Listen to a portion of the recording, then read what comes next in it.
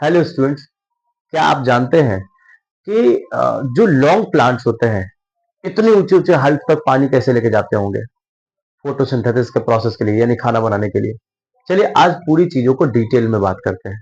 ठीक है, हमारा जो टॉपिक है, जो न्यूट्रिशन इन प्लांट्स, ये चैप्टर मतलब ये टॉपिक अभी उसी के ऊपर डिस्कस होगा। न्यूट्रिशन इन प्लांट्स जो कि क्लास 10th के लिए बहुत इंपॉर्टेंट है, बोर्ड एग्जाम के लिए बहुत इंपॉर्टेंट होने वाला ये लेक्चर। तो आप कंटिन्यू बने रहे हमारे साथ। न्यूट्रिशन होता है ना, न्यूट्रिशन, मोड ऑफ न्यूट्रिशन, वो दो तरीके का होता है। पहला ऑटोट्रॉपिक न्यूट्रिशन, दूसरा हेटरोट्रॉपिक न्यूट्रिशन। ऑटोट्रॉपिक न्यूट्रिशन बोलते हैं जो अपना खाना खुद से बनाता हो। जैसे कि मान लेते हैं हमारे पास एक एग्जांपल यहाँ पे दिया हुआ है।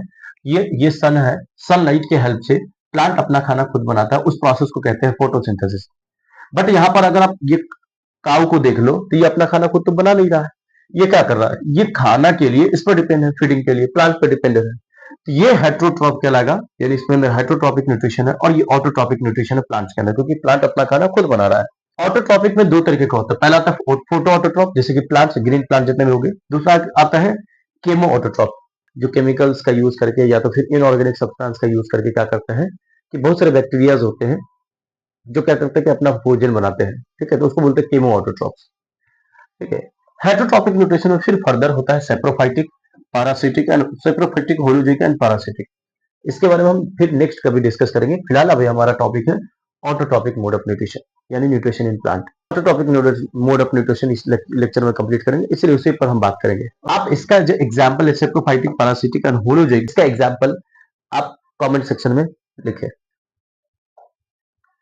ऑटोट्रॉपिक न्यूट्रिशन में क्या होता है कि ऑटोट्रॉपिक न्यूट्रिशन में फोटोसिंथेसिस के प्रोसेस का यूज करके क्या होता है कि कन्वर्टिंग CO2 एंड H2O, यानी H2O एंड CO2, ये दो चीजों का यूज करके क्या बनाया जाता है, कार्बोहाइड्रेट, यानी C6H12O6। ठीक है, कार्बोहाइड्रेट बनाया जाता है, इसी को कार्बोहाइड्रेट कहा गया यहाँ पर। और कार्बोहाइड्रेट बनाने के लिए सनलाइट एंड क्लोरोफिल की जरूरत पड़ती है। किस चीज की जरूरत पड़ेगी, सनलाइट एंड क्लोरोफिल की जरूरत पड़ेगी। ओके, तो यही प्रोसेस को हम क्या बोलते हैं, फोटोसिंथेसिस का प्रोसेस करते हैं। यहाँ पे फोटो ऑटोट्रॉपिक न्यूट्रिशन होता क्या है, इसके बारे में डेफिनेशन लिखा हुआ है कि autotrophic nutrition are the mode of nutrition in which organisms prepare own food from the simple inorganic substance like CO2, water and using sunlight. यानी क्या करता है कि कार्बन डाइऑक्साइड और वाटर, सनलाइट का यूज करके क्या करते हैं, प्लांट्स अपना खाना बनाते हैं, उसी को ऑटोट्रॉपिक मोड ऑफ न्यूट्रिशन बोलते हैं। और जो इस प्रोसेस से अपना खाना बनाता है उसको बोलते हैं ऑटोट्रॉप्स। जैसे कि ग्रीन प्लांट हो गए, कुछ एल्गी है, सम बैक्टीरिया है। ठीक है, फोटोसिंथेसिस प्रोसेस क्या होता है, जिस प्रोसेस से प्लांट अपना खाना बनाता है उसको बोलते हैं photosynthesis. Photosynthesis process are the process by which green plant make food. उस फूड का नाम क्या है, ग्लूकोज। प्लांट जो फूड बनाता है उसका नाम क्या है, ग्लूकोज नाम है। फोटोसिंथेसिस में क्या क्या चीजों का यूज होता है, फोटोसिंथेसिस के लिए चार रॉ मटेरियल बहुत इंपॉर्टेंट है, ये चार चीजों का होना जरूरी है। पहला हमारे पास है सनलाइट, दूसरा कार्बन डाइऑक्साइड, वाटर तीसरा, एंड चौथा क्लोरोफिल। ये चार चीजें मिला करके प्लांट अपना खाना बना सकता है, यानी फोटोसिंथेसिस का प्रोसेस हो सकता है। ये चार चीज में से किसी एक चीज की भी कमी होगी तो प्लांट अपना प्रोसेस कंप्लीट नहीं कर पाएगा, खाना बनाने का प्रोसेस।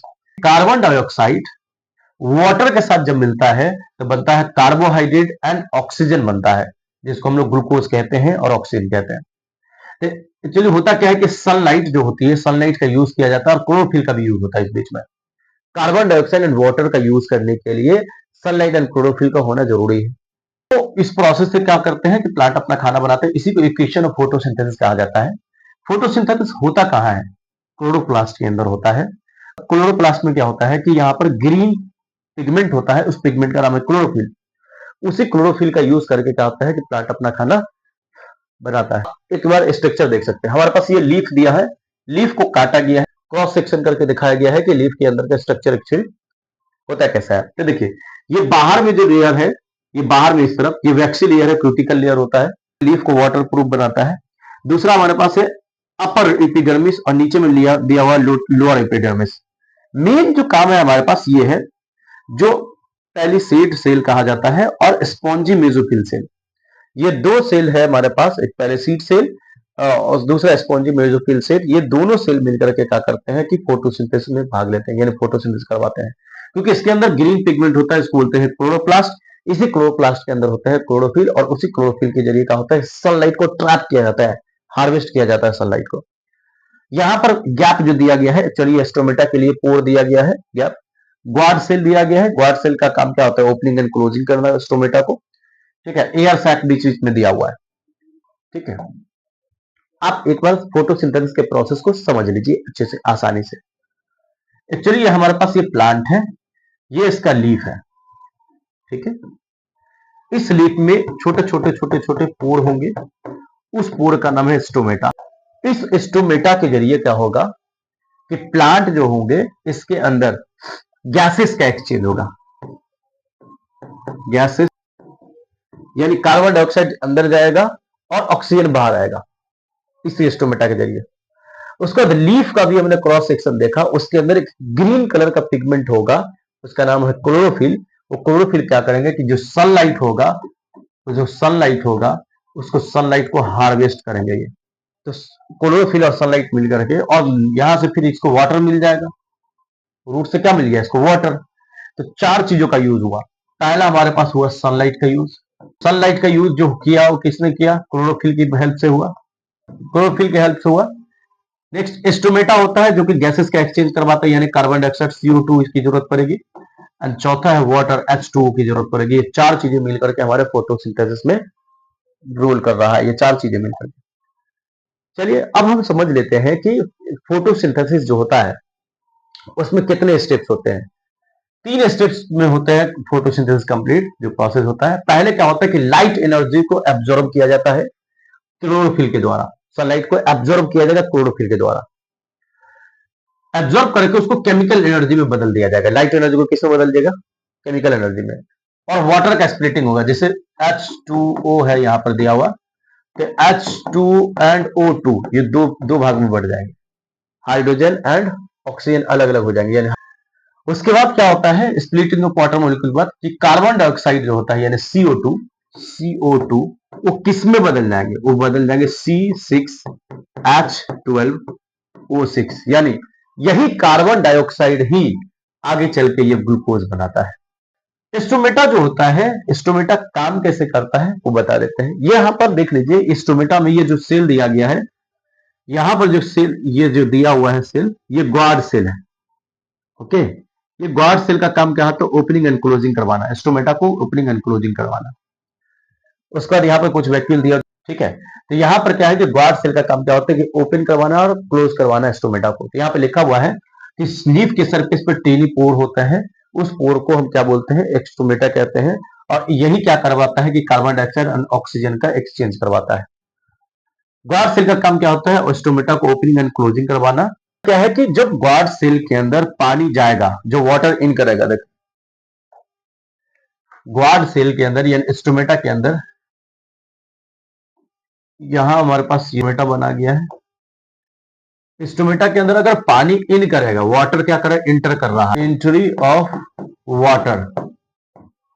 तो क्या करते हैं कि स्टोमेटा होता है, जब एंट्री ऑफ वाटर, जब वाटर फुल हो जाता है इसमें, तो स्टोमेटा का होता है ओपन हो जाता है, ओपन। जब वाटर पूरा निकल जाएगा, एग्जिट हो जाता है, जब पूरा वाटर क्या हो जाता है, एग्जिट हो जाता है, निकल जाता है, तो ये स्टोमेटा क्या हो जाता है, क्लोज हो जाता है, क्लोज हो जाता है। तो यही बात बताया गया है यहाँ पर कि जो श्रिंक होंगे एंड स्वेल होंगे वो वाटर की वजह से होते हैं, ठीक है। तो आपको समझ में आ गया कि वाटर का हो गया। आपको हमने बताया कि गैसेस का एक्सचेंज तो होगा। अब हम समझ लेते हैं कि वाटर प्लांट में कैसे आते हैं। वाटर आते हैं प्लांट में रूट हेयर के जरिए। कैसे आते हैं, रूट हेयर के जरिए। हम यहां ड्रॉ करके दिखाते हैं आपको। ये हमारे पास ये प्लांट है, प्लांट का ये रूट समझ लीजिए, ये रूट है, ठीक है। यहां जो रूट है, ये रूट जो होता है सॉइल के एकदम क्लोज में होता है, बहुत डीपेस्ट में होता है। सॉइल के अंदर वाटर का अमाउंट ज्यादा यानी कंसंट्रेशन ज्यादा, रूट के अंदर वाटर का कंसंट्रेशन कम। तो सॉइल के अंदर वाटर का कंसंट्रेशन ज्यादा है, तो रूट के अंदर जाएंगे पानी है हमारे पास, ये रूट हेयर है, रूट हेयर। तो रूट हेयर में पानी क्यों जाएंगे, क्योंकि सॉइल के अंदर पानी का अमाउंट ज्यादा है यानी कंसंट्रेशन ज्यादा है उसका। अब सॉइल के अंदर अगर वाटर का कंसंट्रेशन ज्यादा है तो सॉइल के अंदर से कहां जाएंगे पानी, पानी वहां जाएंगे जहां कंसंट्रेशन कम, जहां कंसंट्रेशन कम वो कौन सा है, रूट हेयर है, तो रूट हेयर के अंदर पानी चला जाएगा। तो इस तरीके से पानी का एब्जॉर्प्शन हो जाता है रूट हेयर के जरिए। और ये जो एब्जॉर्प्शन होता है, जिस प्रोसेस होता है उस प्रोसेस को कहते हैं ऑस्मोसिस। ऑस्मोसिस के जरिए क्या हो जाएगा, रूट के अंदर, रूट हेयर के अंदर वाटर इंटर हो गया। वाटर जैसे इंटर होता है, बट यहाँ जो लिखा हुआ पॉइंट को देख लेते हैं। Water absorb from the soil by root mainly through the root hair. Root hair के जरिए हो गया। रूट हेयर क्या होता है, थिन होता है, ये हेयर लाइक स्ट्रक्चर होता है, ठीक है। रूट हेयर जो होता है वो इंक्रीज करता है surface area for the absorption of water. Water को एब्जॉर्प्शन करने के लिए सरफेस एरिया इंक्रीज करता है। Water enter into the root by the process of root hair by osmosis. Osmosis के प्रोसेस से क्या करता है, ये पानी इंटर करता है, कहां इंटर करेगा, रूट हेयर के अंदर। वाटर क्या हुआ है, रूट हेयर के अंदर इंटर हो चुका है। अब रूट हेयर से जाना है जाइलम में, तो वाटर रूट हेयर से जो जाइलम में जाएंगे उसके लिए दो प्रोसेस है, दो प्रोसेस से जा सकता है, दो पाथवे से जा सकता है। पहला पाथवे हमारे पास है सिम्प्लास्टिक पाथवे, दूसरा एपोप्लास्टिक पाथवे।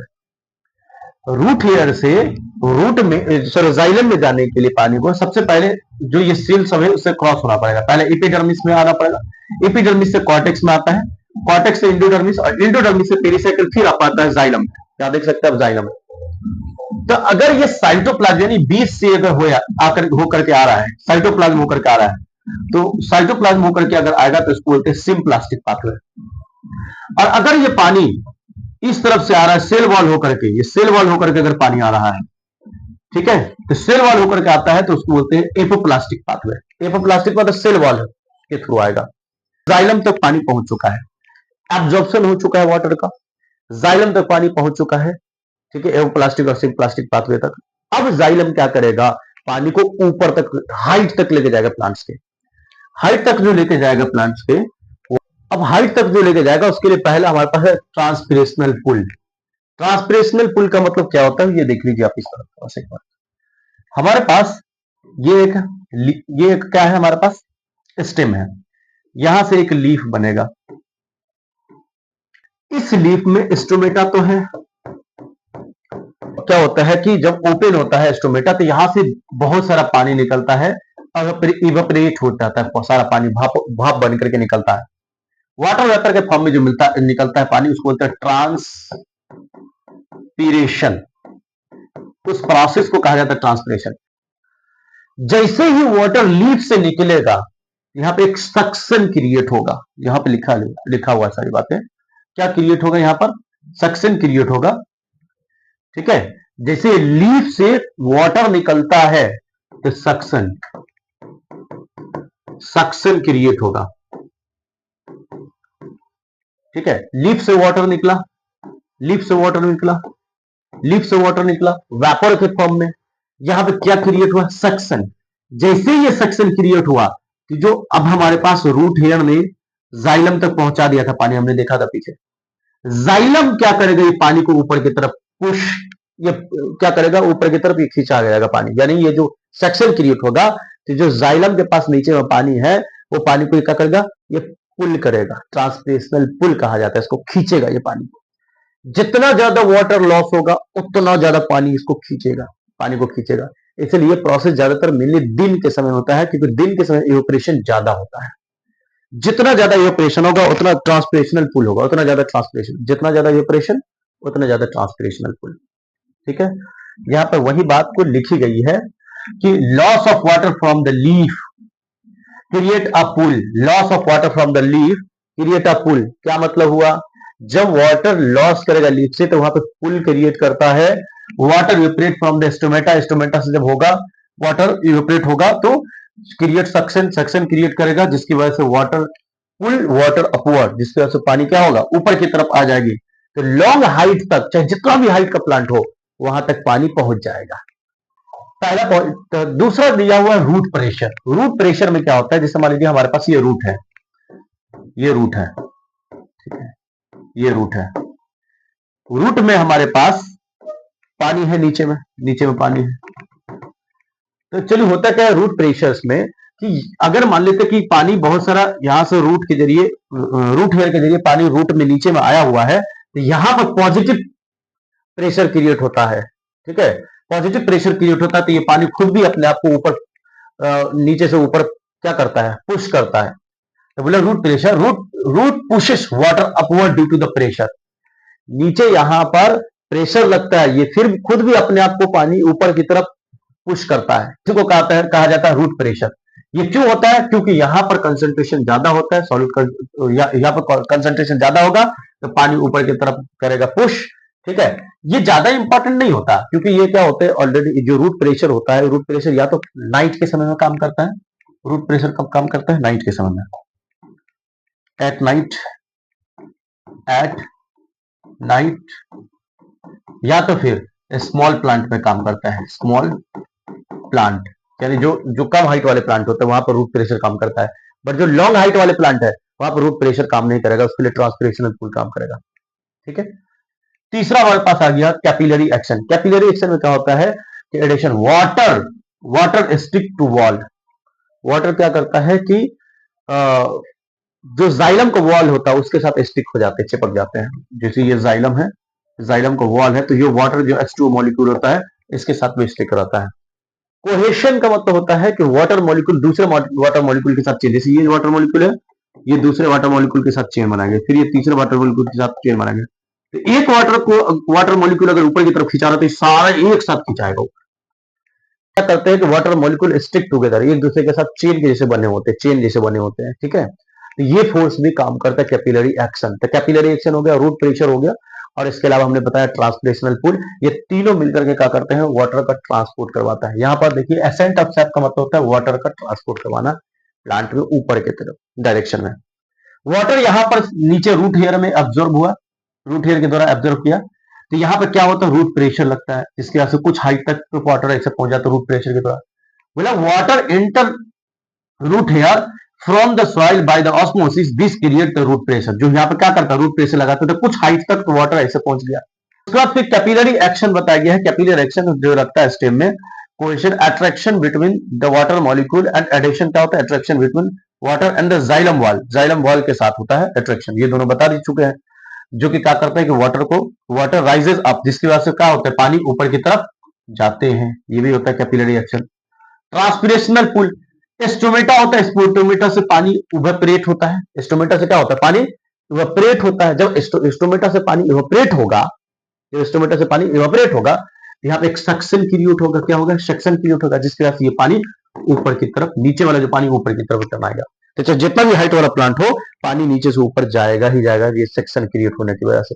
लॉन्ग प्लांट में काम करते हैं, टॉल प्लांट के लिए ज्यादा हेल्पफुल है। ठीक है, नेक्स्ट बात करते हैं ट्रांसपिरेशन। बता ही चुके हैं कि लॉस अगर होगा वाटर लीफ से, जैसे मान लीजिए लीफ है, लीफ से अगर वाटर लॉस हो रहा है वेपर के फॉर्म में, तो इसको कहते हैं ट्रांसपिरेशन। क्या होता है? Create transpirational pull. ये क्या करता है? ट्रांसपिरेशनल पूल क्रिएट करता है, हेल्प इन द कूलिंग। क्या आप कभी सोचे हैं कि जो ट्री होता है, ट्री के पास में हमेशा जो नॉर्मल टेम्परेचर होता है उससे कम टेम्परेचर ही होता है ट्री के पास।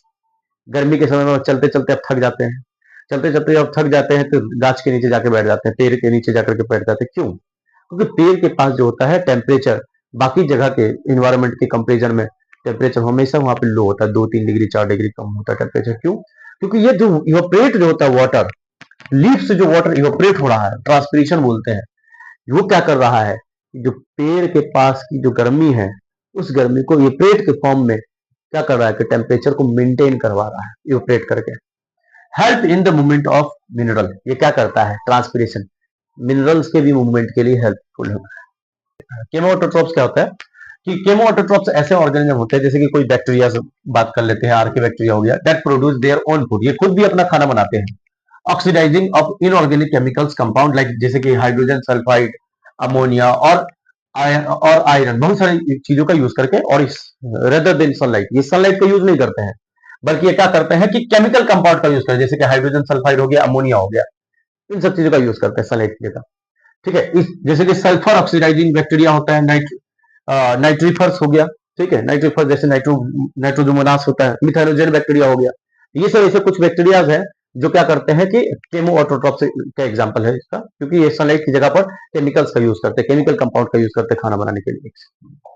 उम्मीद है कि नेक्स्ट वीडियो में फिर कंटिन्यू रहेंगे। इस वीडियो का अगर आपको नोट्स चाहिए तो आपको डिस्क्रिप्शन में मिल जाएंगे व्हाट्सएप चैनल, वहां से आप ज्वाइन कर लें। व्हाट्सएप चैनल पर हर जो नोट्स है, जो भी वीडियोस आते हैं उसका नोट्स मिल जाता है, तो आप व्हाट्सएप चैनल ज्वाइन कर लो।